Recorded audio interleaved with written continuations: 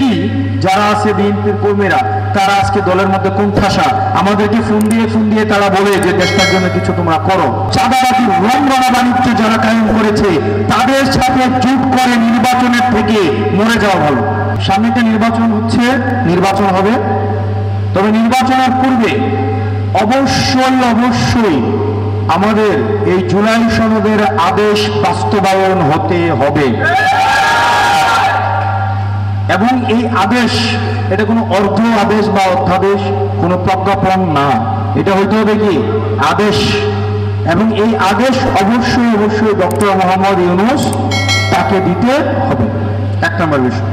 2 নম্বর বিষয়, আমাদের যে সামনে নির্বাচনটি আছে সেই নির্বাচনটিকে বানচাল করে দেওয়ার আমরা চক্রান্ত দেখতে পাচ্ছি।